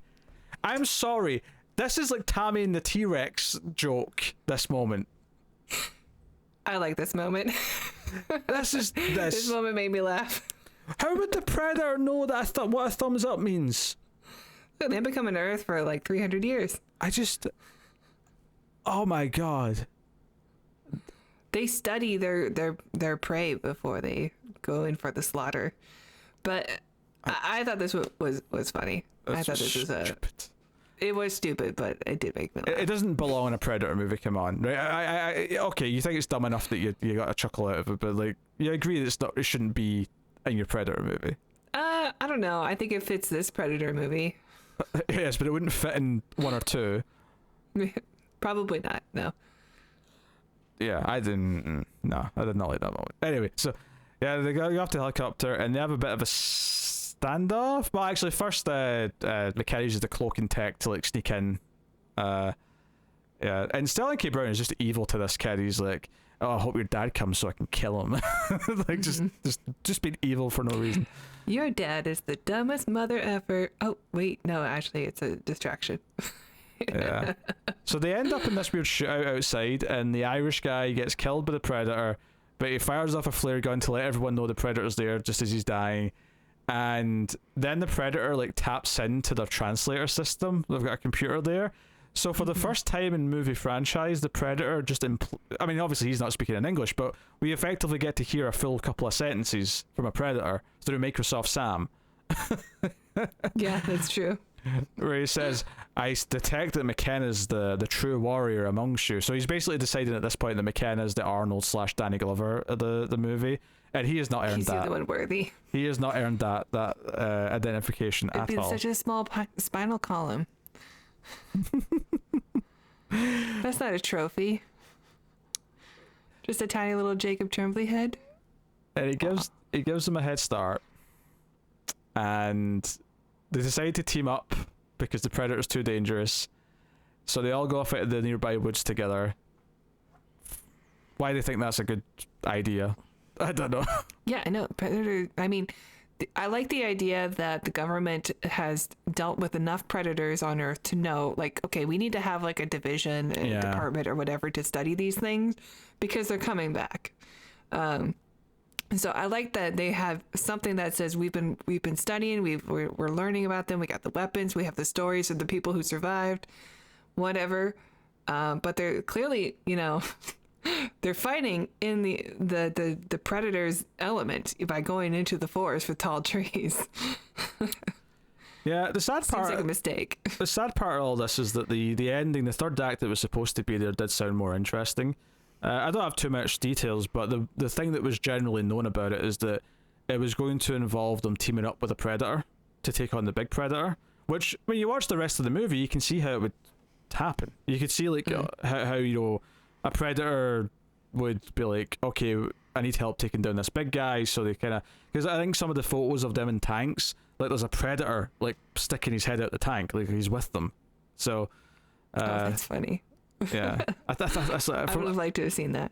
This is all from memory, but that was like the main gist of it. But obviously the real. Well, I mean, even if you do like the last little tease for the sequel beforehand, so like somebody wears the predator suit of armor, and like to take on this big predator would have been kind of cool because at least we would have like been able to see what was happening. It's still too dark to me. It's a dark ending. What's too dark? Not in tone, but like it's very dark. Oh yeah, all the stuff in the woods is all too. Well, it's not just that it's dark; it's that everything's so quickly cut, and in fact, it actually ends up really quick. Yeah, it's like the things that I actually can see, like it's edited so quick that I don't really know what happened. Which actually leads me to one of the most just horrible pieces of editing in modern cinema, which is where Sterling K. Brown's character dies. I hate this moment. And like the first time I saw the movie, like I legitimately like only just caught it. Like wait, did he just die? And then you never see him again. No one reacts to his death. No one. And what's so weird about this is that he is like the antagonist. He is the human antagonist of this movie who's been like kidnapping the main character's kid. And there's not even like a line from the main character who's like, "Oh, I'm glad he's dead," or there's no reaction from anyone, which is why it's so easy to miss, and it's so quick because his death is in theory kind of funny. He's got like a stolen predator shoulder cannon that he's wearing, and he basically just turns and shoots him in the head, and his head pops. And it's like, okay, that's fine, but it is so quick that it is literally blink and you will miss that he died. I actually didn't know that that's what killed him. I had no idea. I thought it was just the big predator took him out, and I missed it. On the first viewing, you mean? No, on this viewing too. On this viewing, I didn't know that it was his own cannon that took him out. Oh, it was, yeah. It happened so fast. Maybe that's the benefit of watching it in 4K. Is I could tell that it was the cannon, the shoulder cannon. It's like every time I watched it, I'm just like, God, it's just so quick, and he's just gone. It is so quick. You could have done like a Deep Blue Sea moment where he's like, "All right, guys, we're teaming up. This is gonna be it," and then like the cannon like turns and shoots him or something. You already have so much comedy. Yeah. They do have like a bit of a trap at one point where they sort of like set the predator on fire and Thomas Jane jumps in and starts stabbing it, even though it will set him on fire as well. And both him and his buddy Key both go out together. They shoot each other to end both their suffering at the same time. It's meant to be this kind of, moment. Yeah, this camaraderie, this brothers in arms, and blah blah blah. Bleh. It falls so flat. It really does. All of this falls flat. Well, at least he won't be making jokes anymore. Yeah, and like McKenna chases the big predator's got the kid. He takes him out of his predator ship, and we get like him and like two of the others like jumping onto the back of the ship, but it's trying to take off. And Nebraska. At one point, the shield goes up, and when I say shield, I mean like a Star Trek style like force field shield around the ship. And McKenna's caught on the inside of the shield, which is good, but Nebraska's That's where the air is. Yeah, Nebraska's caught on the outside, and it's like, well, either you're going to fall off, the ship's going to fly into space, and you're going to just die. So he makes the choice to throw himself into the engine to stop the ship from taking off. And it's like, okay, all right. And the third guy gets his legs are in because he's still standing on the ship when the shields come up, so it takes his legs out, and he just sort of dies unremarkably also. Yep. He dies too. Yeah, basically what we're saying is this entire group, we're all red shirts. They're all here to die. Yeah, when the other guy just decides to throw himself into the engine, and he does it with a smile, it's like it's supposed to be this big moment because this is supposed to be the guy that we really like, and I just don't like him. I don't like anybody in this. I don't like anyone. Joe, the sad part is after it's all over and he's saved his kid, and he's got all these little like souvenirs from each of the people. He says something like, "This is the ones that won't be remembered because this is all the weirdos who the government and the army had written off as expendable or whatever, right?" And I thought, do you know what? Like, I can actually see the good version of a Predator movie where it's not the elite team that Arnold had, right? It's all the misfits who have been disregarded who end up somehow saving the day. The Predator takes out the elite team. He takes out the Arnold-style team. And it's the team of misfits who come in and heroically, and by the end, if they do all die, you're really upset because, oh man, like they kind of won you over, and you said it's like One Flew Over the Cuckoo's Nest, but it would actually be like One Flew Over the Cuckoo's Nest, and I'd actually like them all, and I'd care about them all at the end. Right? Yeah. I mean, isn't that kind of the joke that the one movie character that could probably take on the Predator is like Kevin McAllister? Yeah. Just being able to think outside the box. Yeah. So yeah, there's a lot of like he's sneaking out of the ship. The Predator, hooks his leg at one point, and he's dangling out of the ship, and then he comes in. He gets he turns the shield off and on again, or the kid maybe does that, and it cuts the Predator's arm off. So they sort of like get him down, and then they blow him up eventually. Olivia Munn throws him the explosive, and it's it's whatever. It's all because they're just fighting this CG monster, and because I don't really care about the characters, it's all a bit kind of and then because of the quick cutting, you don't even get to enjoy it as a good fight. It's just not edited in a manner that's exciting to watch, which is a shame. And it all takes place at night, which sucks. Well, the ending does. The first movie is so beautiful. No, Tara, the ending doesn't. Once they're fighting the big predator, because once the ship's taken off, the sun's come up. Well, yeah, when it's in the sky, yeah, but when they're in the forest, it's night. Oh yeah, but I'm talking about after that though, when they're see when it's landed again and they're fighting the big predator, and that's when Olivia Munn throws them the explosive and stuff. That's all in broad daylight. It's just so quickly cut. But you're right. All the stuff in the forest is really dark, and you can barely see it. Well, not just like everything between the interrogation scene and the finale and the ship. That stuff's all at night. It's all one night as well, I think. Yeah. So it's all just super dark, and it's not pretty to look at. Not like, the first movie takes place in the forest or, the jungle. But it's so beautiful shot and to look at. What was with the air quotes? There's a jungle. Well, because it was shot in like a forest in America, but it was supposed to be a jungle in like South America. I don't know if that's accurate. I'm pretty sure they shot that somewhere in a different country. I'm going to Google this while you finish your point. Sure. I mean, and then the second movie, like there are some nighttime shots, but it's in the city, so it's all super well lit. And then there's the whole point of the second one is that the climate's getting warmer, so like it does take place with a lot of sunshine and daylight scenes, and you know, it's just this movie's just so blah looking. It's so dark, and I don't like it being shot at night. Yeah. Yeah, it was mostly shot in Mexico, the first movie.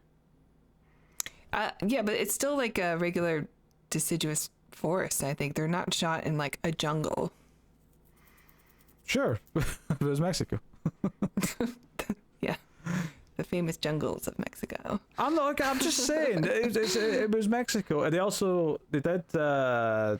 they did some photography in jungles in 3 different places. Yeah. But there's so many, like you can see when they're like running around in the jungle, you see all these brown dead leaves on the ground. That doesn't happen in jungles. They're whatever the word is, the forests or their jungles, they don't lose leaves in like the winter. They just always stay green. You don't have dead leaves in the jungle floors. I've never been in the jungle, okay? I don't notice these things. Okay. It looked jungle. I don't know why you want to fight me on this. No, it wasn't so much that. It was the way you really emphasized it, like you really wanted to make the point. Okay, yeah, I use quotes for jungle because like it's not really a jungle. Yeah. I just when you said they shot it in the US, I'm pretty sure that's wrong. Just because I remember hearing stories about them staying at a hotel in Mexico when they were comparing their biceps and stuff. I remember these. Maybe if stories. I said US, but it. Because I generally thought it was shot in the U.S., but I might have said America, which would still be right. Piss off! No one says America when they mean Mexico. If you said North America, sure, but when people say America, they mean the country. Come on. Central America. Aye, if you said Central America, you'd have a point. I said America, I think. You think? You don't know. I don't know. Okay, yeah, I genuinely thought that it was because it does just look like a regular forest. But, I mean, Central America is it's like 3 hours from where I live. So, there ain't no jungles here. The further south you go, the more jungly it gets, though. I presume. Yeah, that's true. I mean, the Amazon's further down, but... Not Mexico. Sure, the south of Mexico has some jungly areas. Maybe. Not where they shot Predator. They shot multiple. That doesn't matter. Why are we still debating this? I don't know. Stop fighting me. Just listen to the points that I made that I'm sure you missed. You were talking about the shooting in the forest, and it was bright daytime in the first movie, but it was all too dark here. Something. That was the gist of it. That was the gist of it. I mean, I agree. Anyway. I agree. But that's the thing. The first Predator, especially, you know, I mean, I love too, but from a technical point of view, Predator 1 is pretty flawless in how it's like paced and you know, it's phenomenally edited. And this is like the total opposite of that. It's so choppy, everything's so quick, and like scenes don't have any time to breathe. Nothing has the weight that it should because of that. It feels like characters just accept that there's these aliens existing when it should be like a, you know, in the first movie, like there's so much what's out there. What is it? Oh, it's killed 2 of her. You know, it's not until like it's done a lot of things before someone finally starts to accept that this is something that's not from here. You know, and it's this big sort of moment to realize. In this movie, it's like, oh, an alien just crashed here. Ah, no one's going to believe this. I'm just going to steal a helmet. I'm going to get a souvenir. And I get that you don't want to do it as slow as the first movie because, you know, it's a sequel and, like, the audience already knows what a Predator is to an extent, so... Yeah, it's the 4th one. But, like, there's a balance of, like, the characters just not reacting appropriately and just being too quick to be okay with everything or too quick to just accept it and make jokes about it, that it doesn't quite work. You know? Yeah. So... it's a shame. Yeah, honestly, yeah. Like, the only thing I'd say blanketly, it's not a word, but the only thing I would say sort of as a blanket for all of the action is, you know, we didn't talk about all the specific moments in the faces because they're so choppy, but it's a shame because there's a lot of moments where, like, yeah, Predator tech is used. There's one idiot that uses, like, the frisbee blade, and would you believe it comes back and cuts off his hand because he's not got the gauntlet ready to catch it again, kind of thing. So yeah, that's a Yeah, lot. there's little moments that I enjoy. I liked watching half his hand get chopped off.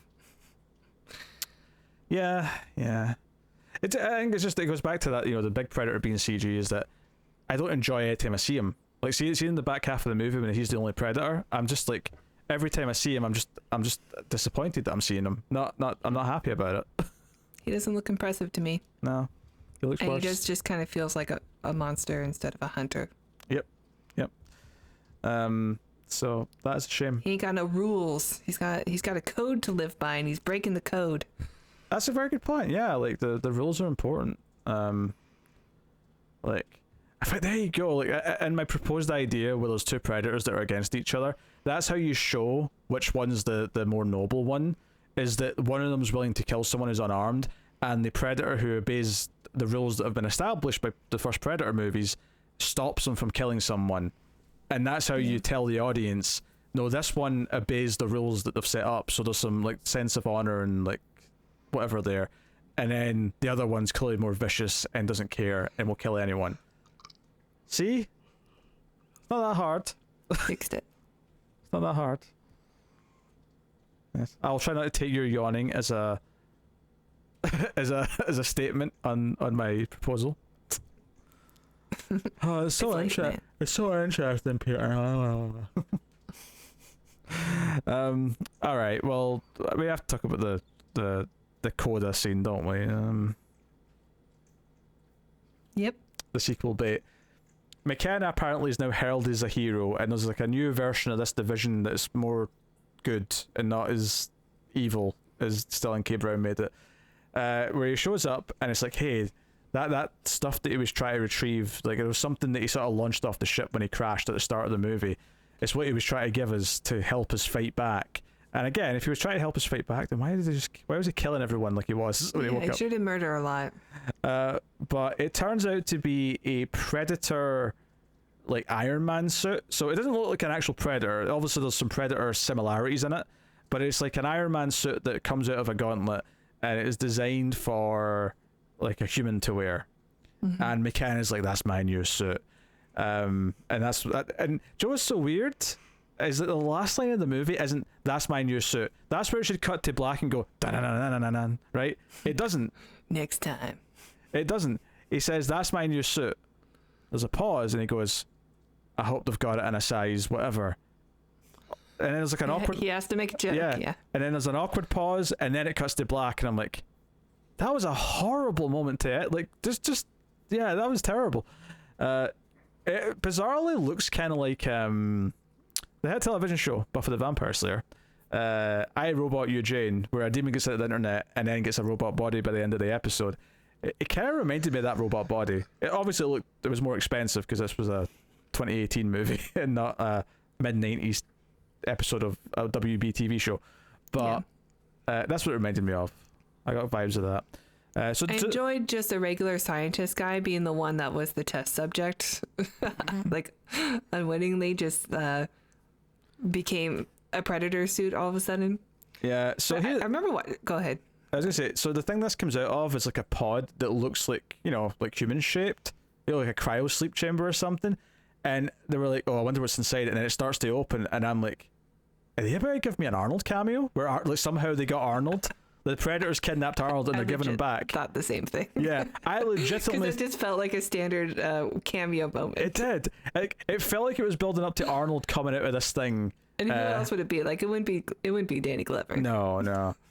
Like, I was just expecting Arnold to come out, maybe butt-ass naked, like it's the Terminator almost again, where he comes out and he's like.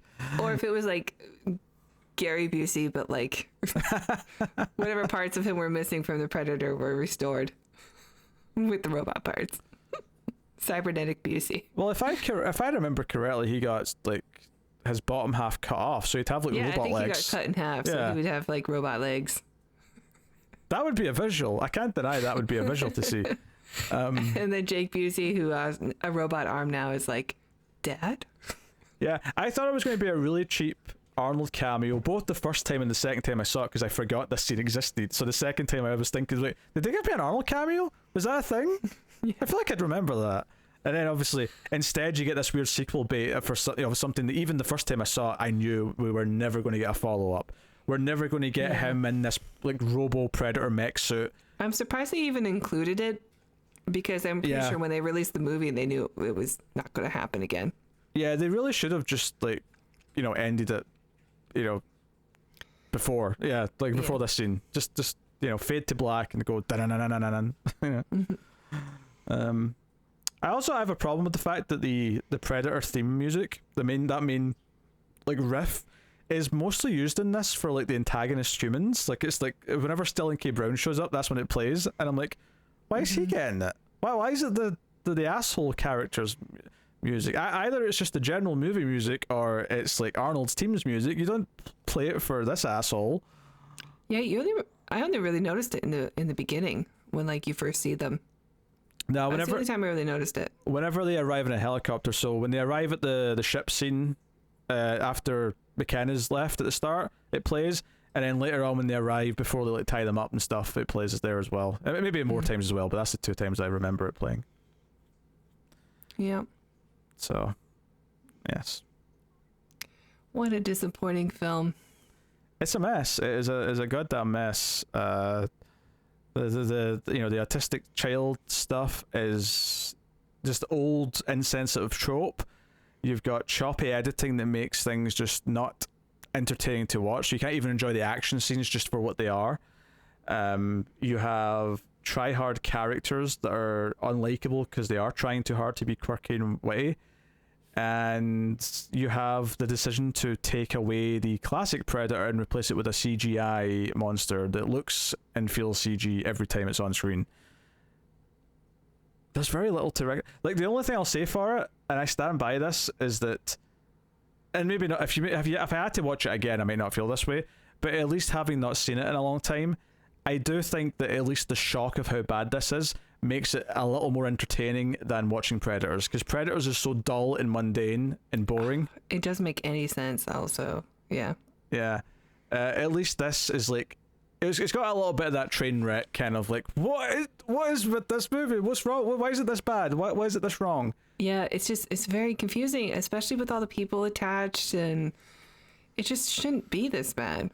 It should be at least a little bit good. It should be. I think that's the thing. When I heard they reshot things and they had to redo the ending and all this other nonsense, I'm like, okay, I'm expecting kind of a mess now. But I think what surprises me is that there's stuff there that's clearly already bad before all the choppiness. Yeah, the character stuff really isn't very good. Yeah. Character stuff and all the stuff with the kid, and even the lore they're trying to add on to Predator, like all of it's just kind of lame. Shane Black, I still believe in you. Please make Nice Guys 2. I believe in him. I don't want a sequel. Just go make other original things, please. Like I'm all for more Shane Black movies. I'd be okay with Russell Crowe and Ryan, not Ryan Reynolds, whatever the other guy is, Ryan Gosling and the young blonde girl. I will accept it if the daughter's the main character in the new one. Yeah, I will accept that. I think I just saw that she had a new movie or something on Hulu. She stole the show. But anyway, what I was going to say there is, bizarrely, I don't think Shane Black understands what made Predator work. That's what I took away from this movie, is that it sounded like a great idea on paper to have him come in and do a Predator movie because he's attached to it and because he's a good writer director. But what I got from this movie is that he didn't actually get what made that first movie work, because it's all not there. So there you go. And luckily the reviews for Prey, which I've not looked at too closely because I don't want spoilers, I want to go in cold as possible, they're very positive. It's at like 97% in Rotten Tomatoes right now with at least 50 something reviews. So things are looking up. And I said this on Twitter earlier, my biggest fans who pay attention to everything I say will forgive me. But I'll repeat what I said on Twitter, is that every Alien and Predator movie that has come out in my life where I have been, because technically Predator 2 came out when I was alive, but I was like, 2 or something. Every Alien and Predator movie that's coming out when I've been old enough to care about it and want to see it, the first of which would have been Alien vs Predator in 2004 when I was 15, because it had been quite a gap since Resurrection, which was like 97. Every Alien and Predator movie that's come out since I have been old enough to care about the two franchises has been at best middling, and at worst a complete and utter dumpster fire. Looking at you, Requiem. So, and honestly, Covenant's not far off. So, because I saw that one. Well, you're going to in a couple of years. Look forward to it. So, because of that, what I'm saying is that Predator fans are owed a win. I need this. I need the win. I need this new movie to be good. And the stars feel like they were aligning. We get the director of 10 Cloverfield Lane. We got a really cool premise. As soon as they showed off that first poster, that first image, and they said it was called Prey, it was like, great title. this sounds exactly what this should be. What they should be doing is just do Predators in different time periods, different types of characters that are having to take them on. Like, yes, do it. Yes. So here's hoping that we have nothing but good news next episode for Prey, but we do have to rate the Predator or the Predator or the Predator. It may not even be D, it may be Die or Das. German's one of those languages that has like gendered Ds and As for words. If you want a Predator film to be set in different time periods, do you want one in the future? I think it could work with the right people. Yeah. Okay. Yeah. Like, no. Curious. Do we do? Is you this is where you do the crossover with Avatar. Totally. No, I agree 100%. Shut up. No, this is actually what you do. Instead of doing an AVP movie, you just do a Predator movie where the team of soldiers are colonial marines. That's your movie. And you don't do any alien stuff, you just have them be the characters in the future who have to take on a Predator. Yes! Okay, but then you're going to do that, oh, this movie wants to be aliens so bad. No, I'm not. They got colonial marines in there. What are you talking about? If they just write it like a goddamn Predator movie, that won't be a problem. You're basing that on nothing. I'm not just going to say that because there's colonial marines there. Just making a joke. Yeah, people always do that with me. I hate people who think I'm going to say something about a movie based on some binary, like A or B thing. That's not how movies work. We've watched a lot of movies together, and that line has come up a lot. What, my binary thing? No, this movie wants to be aliens so bad. Lots of movies want to be aliens. All right. Let me rate this. It's like Mad Max, or it's not even Mad Max. It's like Road Warrior, and all the knockoffs of Road Warrior for the next like 10 years. Like lots of movies want to be Road Warrior. Yeah, like you know, it's a thing, right? Yeah. Okay. Well, I'm really disappointed. You know, I'm not mad, just disappointed in Hollywood and Shane Black and Sterling K. Brown. You know, my guy. Yeah, I'm not disappointed in Hollywood because Hollywood, like, I expect a lot of shit from them. They pump out so much shit. And they released a lot of it. Not the Batgirl, apparently. Well, that's another debate for another time. But, like, yeah, Shane Black. Like I'm genuinely disappointed because this is not like it's not like he's been, you know, it's not like a director who went downhill a while ago and like he's been doing like, you know, no, he makes great dud stuff. after dud. Like, yeah, like the last few things he's made have been gradually getting better, and then this just was off a cliff. It's I mean, he's known for his writing also. Like, you know, he was a he was a writer long before he was a director. The directing was a relatively new thing, you know. And I say relative because it was like 2006 or something, but you know, like, but relatively speaking, in the scope of his career, the directing was yeah. Well, in any case, I'm gonna give it a 5. Like, it's not completely unwatchable for sure, and there is some stuff that I like in it. It's just, you know, it's just disappointing. So it's a 5 for me. Yeah. So here's the thing. I actually had given this the same score as Predators before because I gave that a 5. And I had given this a 5 previously, but I think, you know, I was trying to be very generous as much as I could when it came out because I really wanted to not hate it. I do think this is an objectively worse movie than Predators, but is inherently more interesting because at least it's got a train wreck quality to it where you're like just baffled by what they're doing. Predators is just such a dull, boring movie. It's just like you know, it's the Marvel movie of Predator movies. Anyway, I joke. I'm so funny. I crack myself up. Don't you hate it when people accuse you of always saying the same things? That was a little joke to poke fun at that. Thank you very much. But no, the weird thing is, though, is watching this again, I do think objectively it is worse than that, though. Even though I think that there was more to get out of watching it than Predators, I think objectively I have to sort of say, no, this is more like a 3. It's kind of a train wreck. Like, it is actually kind of absurd on how many levels this doesn't work. When some of the easiest things that it should be working don't. Like, you know, it's like, it's, yeah, like the one thing we've said about every movie, and this is including Requiem and AVP, is that they've not messed up how the Predators look, because even though they sort of changed the mask a little bit here or there, the design is so good and so versatile that it's always worked, even in the worst movies. This is the only one where they screwed this up because they had to do the big CG Predator. Yeah, that's true. That's a good point. So, yeah, 3 out of 10. I'm baffled by it. I'd still rather watch this again than Predators, though, because Predators is just so boring. Yeah, for me, this is the Kevin Sorbo disappointed meme in a film. Or the Otto Premington, the Fish Called Wanda disappointed meme. Oh, which yeah. doesn't get used as much, but I love that Kevin Kline meme. Fish Called Wanda's a good movie. I like Fish Called Wanda. Disappointed. So, there you go. After 2 very positive episodes with Crimes of the Future and Everything Everywhere, we knew this was going to be a negative one, but here we are. It dragged us down.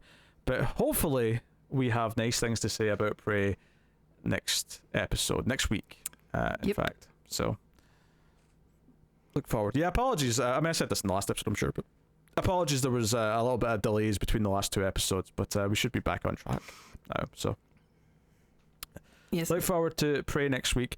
You can, of course, support the show, the channel, and everything we do by hitting the super thanks button below us on YouTube. But of course, if you want to support us another way, or you're an audio listener and don't care about buttons on YouTube, where can they do that, Tara? That's right, Peter. If you guys enjoy our reviews, please check out our Patreon page. It's patreon.com/MildFuzzTV, where if you donate as little as $3 per month, you'll get access to our reviews for our B-movie sci-fi films, the ones that are way more fun, but also terrible. We just finished all the Tremor sequels. So if you want to know how we feel about the Gummer, Burt Gummer, and Co., Impossible Son, those are all up on Patreon now. And we did lots of other films too. You can find Time Cop on there, Free Jack, lots of good stuff. And if you donate $5 or more, you'll get access to these reviews one day early. And there's also a $10 tier where you can vote on what we watch. Oh my god, stop skipping it. Like the main thing in the $5 tiers, like the new exciting thing. Don't skip over it. Okay. I've made progress, okay? Damn it. I don't even know why you asked me to do this if I always screw it up so much. Because it's funny, mainly? Yeah, I know. Yeah, so the $5 tier starting this very month, the Ace Meltdown, which is a new show where me and Tara get together and just talk casually, not in depth, like we do in this, but like we just go through all the different movies we've been watching over the last month. Non-sci-fi movies, so this is just whatever we've been watching. Plus there'll probably be some sort of icebreaker at the start of the show to kick it off as well. I haven't quite decided what that'll be yet. Maybe I'll make you do some a quiz that I can concoct or something like that Tim makes me do on Even More Screams. Okay. We also sometimes talk about trailers on Even More Screams, so I guess if there's a big sci-fi trailer to talk about, maybe we'll do that too. But yeah, that's the idea. It's like there's less of those than horror. Yeah, there would be for horror. Not as often. But if there's some big news thing where it's like, we have to talk about this, then sure we can do that. But that's the new monthly bonus show. So the bonus episode where we just talk about a movie like we do on the main show is at the $3 tier. That's once a month, and then Ace Meltdown starting this month, which is August 2022 for anyone who's watching this later, is at the $5 tier. So that's the two Ace related bonus things. Check it out. Yeah, and I'll take this time to thank our Patreon producers who are one of the higher tiers on patreon.com/MelfuzTV. So thank you to Tyler Heston, DePassius, David Short, Board Now, Christopher Moy, David Brown, Al Treisman, and Alison M. Fordyce. Thank you to all. And thank you to all our supporters. All support does help and helps keep all the content coming. So thank you very much. So there you go. Otherwise, check out Twitter, @ScreamsMidnight, and check out the Discord. There'll be a link in the description. There's a subreddit, there's all these things. All different ways you can get notified by new episodes and things like that if you so desire. But go and check out that stuff. But otherwise, that is us. And obviously, next movie is Prey, so look forward to that. And then Nope is coming after Prey because it's finally out. Yes. For me to go see. So. And then you get the Patreon pick.